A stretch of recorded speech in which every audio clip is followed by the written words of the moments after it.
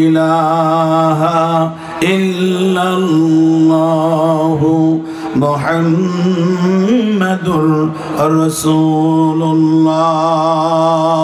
সকলেই পড়েন সাল্লাল্লাহু আলাইহি ওয়াসাল্লাম। আমার ভাইরা, এরপরে এখন শয়তান বলতেছে যে মানুষ, তোকে আমি ওয়াসওয়াসা দেওয়ার জন্য 4টা পয়েন্ট নোট করেছি। শয়তান বলতেছে, কে? শয়তান কয়টা জায়গায় আমাদেরকে ওয়াসওয়াসা দেয় জানেন আপনারা?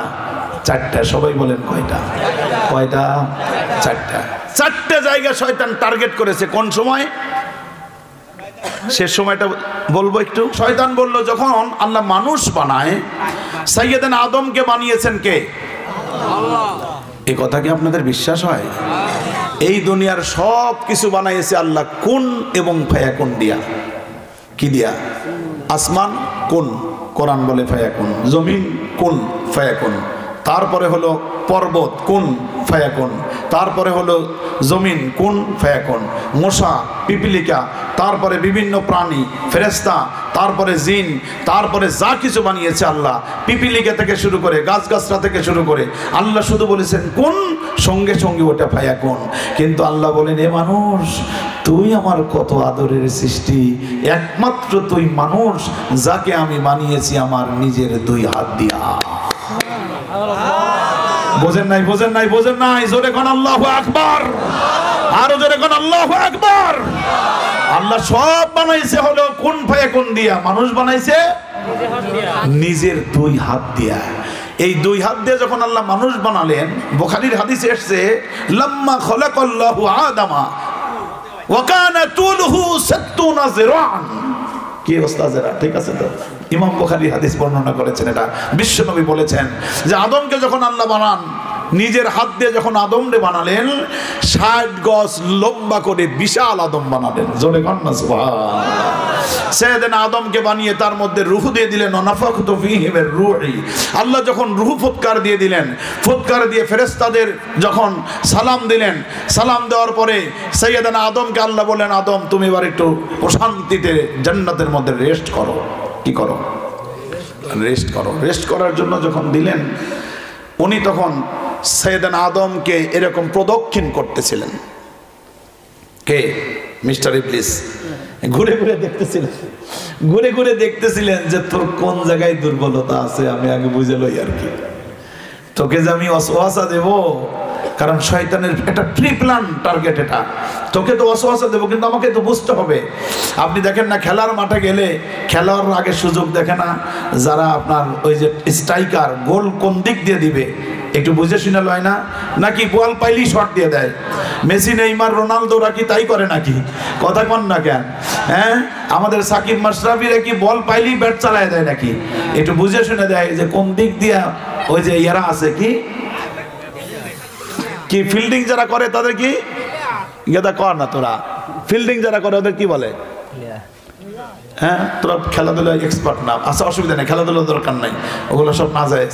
তো ওই যে ফিল্ডিং যে করতেছে আর কি, দেখে যে কোন দিক দিয়ে আছে প্লেয়ার, কোন দিক দিয়ে প্লেয়ার নাই, তারপরে যে দিক দিয়ে নাই ও দিক দিয়ে খেপ করে মেরে দিল, চারি হয়ে গেল। আছে না নাই? তার মানে হলো ইবলিস বলে তোর সাথে আদম খেলতে হবে, তো এই জন্য সাইয়েদনা আদমকে শোয়ে যখন রেখেছেন, সাইয়েদনা আদমকে এরকম ঘুরে ঘুরে প্রদক্ষিণ করতেছেন, কোন কোন জায়গায় তোর দুর্বলতা।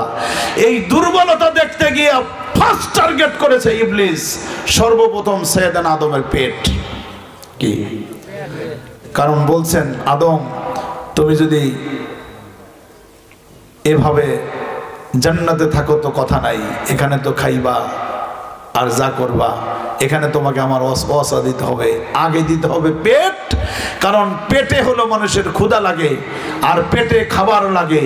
যেহেতু পেটে খাবার লাগে, এই ক্ষুধার তাড়নায় মানুষ ঈমান ভুলে যায়। কি ঠিক কিনা বলেন? হারাম হালাল ভুলে যায়, ঈমানকে পর্যদুষ্ট করে ফেলে।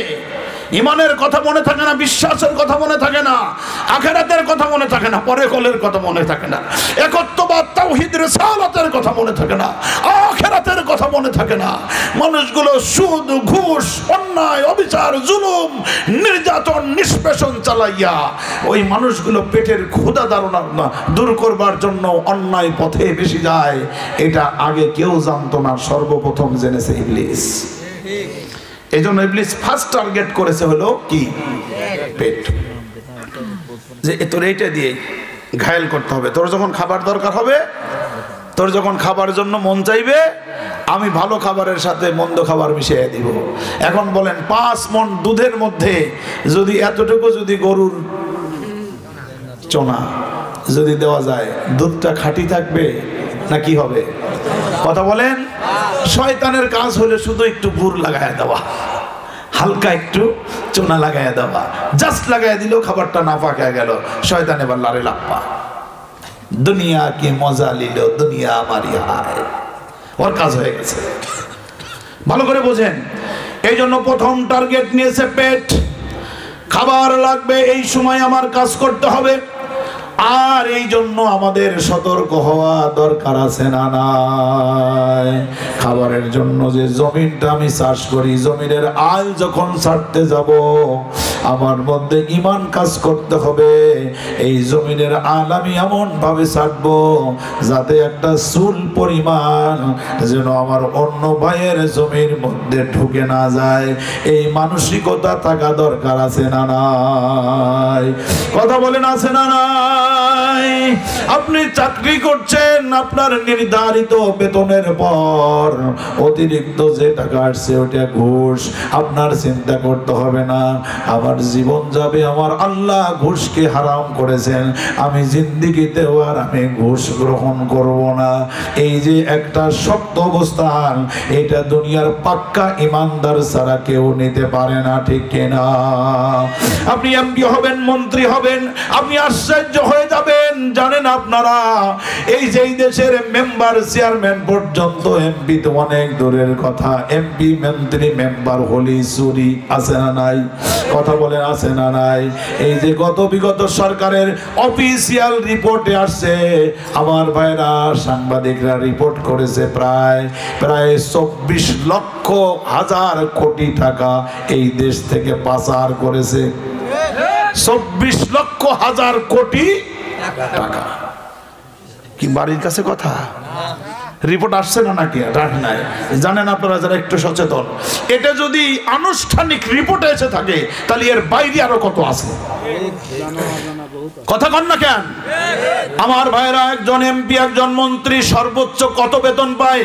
সে ওই বেতন পাওয়ার পরে বাংলাদেশে 10, 20টা, 50টা গুলশান, বনানী, ধানমন্ডি বাড়ি তো উত্তরা আছে, তো আছেই, প্লট তো আছেই, এরপরে বেগমপাড়া বাড়ি, আমেরিকায় বাড়ি, ক্যালিফোর্নিয়া বাড়ি, লন্ডনে বাড়ি, গোটা দুনিয়ায়, মালয়েশিয়া বাড়ি, সেকেন্ড হোম। আমাকে একবার শেরে বাংলা নগর থানা থেকে আমাকে গ্রেপ্তার করা হলো। আমাদের ছাত্র শিবিরের কেন্দ্রীয় সভাপতি জনাব আব্দুল জব্বার ভাই সহ আমাদের গ্রেপ্তার করা হয়েছে। সর্ব আমরা গ্রেপ্তার হয়েছে হলো 26 জন। সব দিয়ে কতজন? 26 জন। একটা কোরআনের ক্লাস করতেছিলাম, জাস্ট সামনে কম্পিউটার, কোরআনের ক্লাস চলছে। আমাদের সাবেক কেন্দ্রীয় সভাপতি আমাদের আব্দুল জব্বার ভাই সহ নেতৃবৃন্দ যারা ছিলেন, আমাদের ঢাকা পান্থপথে একটা বিল্ডিং এর উপরে ক্লাস করতেছিলাম। ওই ক্লাস চলাকালীন অবস্থায় চারদিক থেকে আমাদের ঘিরে ফেলা হলো। ঘিরে ফেলে এরপরে হলো আমাদেরকে সার্চ করা হলো। আমাদের শরীরের মধ্যে টেবিলে এখানে ওখানে কি আছে, কয়েক খণ্ড কোরআন ছাড়া আর কিছু খুঁজে পাই নাই। ওই কোরআনগুলোকে এখন নিয়ে বলে জঙ্গি বই পাওয়া গেছে। ওই জঙ্গি বইগুলোর নাম করে নিয়ে আমাদের নামে এবার মামলা শুরু হয়ে গেল। মামলা তো হবে, ওটাতে কোনো অসুবিধা নাই। আপনারা সচেতন যারা, অনেকেরই খেয়াল থাকবার কথা। এই 26 জনকে আমাদের জেলখানার মধ্যে নিয়ে একজন একজন করে পিটান শুরু হলো। 2 জন করে নিয়ে যায়, এরকম সেই পুলিশের ওই রুলগুলো নিয়ে বাড়ি শুরু করে। এইভাবে মাজা থেকে পা পর্যন্ত থেতলিয়ে দাও। আর তাদের অপরাধ হলো একটাই, এরা কোরআনের কর্মী। কিসের কিসের কর্মী? এরা কোরআনের ছাত্র, কোরআনের কর্মী। এমন মার, এমন বাড়ি, এমন চিৎকার, আহারে। একজন একজন করে দেখেন তো, চিন্তা করেন, এখানে বসে আছেন, ওই পাশে মারতেছে, ওখান থেকে আল্লাহরে মারে বাপ কয়ে নিজের ভাই চিৎকার করতেছে, হাঁটু ভেঙ্গে নিয়ে আসতেছে, এরকম ভাবে পায়ের খুলি ছাড়াইয়া নিয়ে আসতেছে। কেমন লাগার কথা। এখন নাম ডাকতেছে, আসে এবার নূর মোহাম্মদ মন্ডল, বাড়ি উল্লাপাড়া, সিরাজগঞ্জ, ওই যে ঢাকা অমুক মাদ্রাসার প্রিন্সিপাল। এরকম ডেকে নেওয়া হলো, মার শুরু হলো একের পর এক। হাঁটুতে মার, তারপরে জোড়ায় জোড়ায় মার, এরকম থাকলে দিয়ে মার, শুধু চারদিকে শুধু মার আর মার। এই মার দেওয়ার সময় ওই থানার ওসি সাহেব বলতেছে, মারতে মারতে এক সময় ওসি বলতেছে, তোদের মারবো না তো কাদের মারবো, দেখ তোকে মারতে হবে, আমাদের এটা উপরের নির্দেশ। আর আমরা অবশ্য টাকা পয়সা ইনকাম করে মালয়েশিয়া সেকেন্ড হোম বানায়া রাখছি। জানি যেদিন যেদিন আমাদের এই সরকার ক্ষমতায় থাকবে না, সেদিন আমরা বাংলাদেশে থাকতে পারবো না। এই জন্য সেকেন্ড হোম বানায় রাখছি, মালয়েশিয়া মুহূর্তের মধ্যে দৌড়ে চলে যাব। কারণ জানি যদি ক্ষমতার চেঞ্জ হয়, তোকারে যন্ত্রণায় বাঁচবো না। আমার বন্ধুগণ, আমার ভাইয়েরা, এমন মার মারা শুরু করেছে। আমি তো সে তখন কথা বলতে পারি নাই, কারণ আমি গ্রেপ্তার, আমি বন্দী, আমি ডিটেনশনে, আমি রিমান্ডে মার খাচ্ছি। তখন যদি বলি সত্য কথা, কঠিন কথা, বলেন ঠিক কিনা? কঠিন অবস্থা। কিন্তু আমার বন্ধুগণ, একটু চিন্তা করে দেখেন তো, ওসি সাহেবের মতো একজন ছোট্ট চাকরিজীবী, ফার্স্ট ক্লাস গ্রাজুয়েটেড অফিসার, মাত্র কয় টাকাই না বেতন পায়। ওই বেতন দিয়ে ওসি সাহেব মালয়েশিয়া বানিয়েছে হলো সেকেন্ড হোম। কত ওসি সাহেবরা, এসপি সাহেবরা বানিয়েছেন হলো ওই যে বেগম পাড়ায় বাড়ি।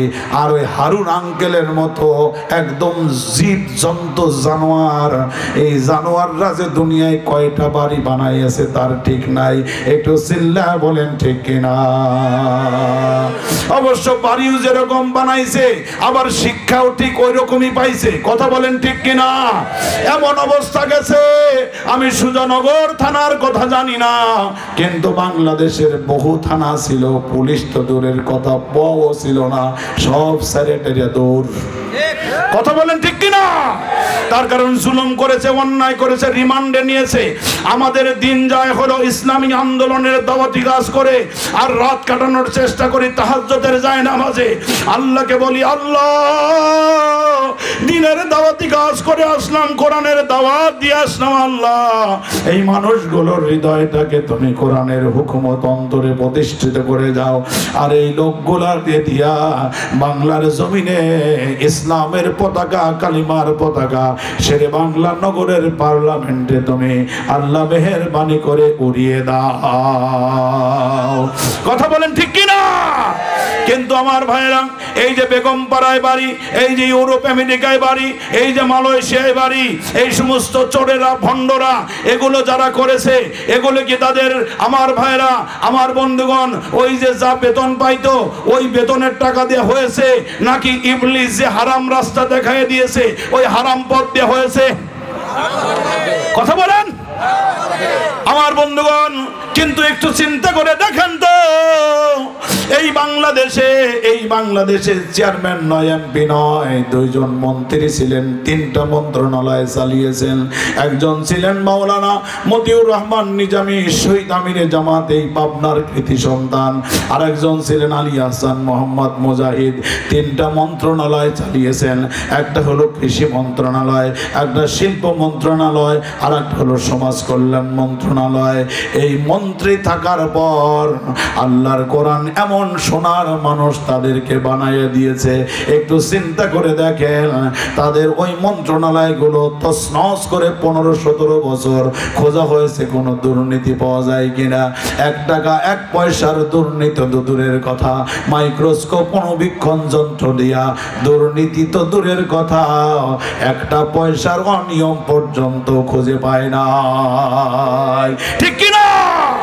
বরং আমাদের আমিরে জামাত ডাক্তার শফিকুর রহমান সাহেব কয়েকদিন আগে বলেছেন, উনি বলেছেন আমি আলী হাসান মোহাম্মদ মুজাহিদের একটা বইয়ের মোড়ক উন্মোচন করার একটা অনুষ্ঠানে তিনি বলেছেন, শহীদ আলী হাসান মোহাম্মদ মুজাহিদের পরিবার আমার কাছে 3 লক্ষ টাকা আমাকে তুলে দিল। আমি বললাম এই কোন টাকা দেন? বলে আমাদের নেতা, আমাদের পরিবারের সদস্য শহীদ আমিরে জামাত আমাদের শহীদ আলী হাসান মোহাম্মদ মুজাহিদ আমাদেরকে বলে গিয়েছেন। আমি সারা জীবন অত্যন্ত সতর্কতার সাথে সংগঠন করেছি, কখনো সংগঠনের টাকা পরিবারের টাকার সাথে মিশাই নাই, যথেষ্ট পরিমাণ সতর্ক হয়ে চলেছি। আমি যখন মন্ত্রী ছিলাম, আমি যখন মন্ত্রণালয়ের কাজে যাইতাম, আমি সরকারি টাকা খরচ করতাম। যখন আমি আন্দোলনের কাজে যাইতাম, তখন আমি আন্দোলনের টাকা জামাত ইসলামের টাকা দিয়ে গাড়ি তেল তুলতাম। আবার যখন আমি পারিবারিক কোনো কাজে যদি কখনো হঠাৎ যাওয়া লাগতো, আমার নিজের টাকা দিয়ে আমি তেল তুলে চলতাম। আমি এত সতর্ক ছিলাম, এত সতর্ক থাকতাম। তারপরে পরিবারকে বলে গেছে আমার 1-2টা করে গোছানো টাকা হতে হতে 1000 করে গুছাইয়া, 2000 করে গুছাইয়া, 1-2 পয়সা করে গুছাইয়া আমার কাছে আছে 3 লক্ষ টাকা। স্ত্রীকে বলে গেলেন, সন্তানদেরকে বলে গেলেন, এই 3 লক্ষ টাকা গিয়ে সংগঠনকে দিয়ে দিবে। বলবে জীবনে যদি এতটুকু ভুল হয়ে কখনো একটু এদিক সেদিক যদি হয়ে যায়, একটু টাকাটা দিয়ে আমিরে জামাতের হাতে তুলে দিয়ে বলবে যে আমাকে যেন ওরা মাফ করে দেয়।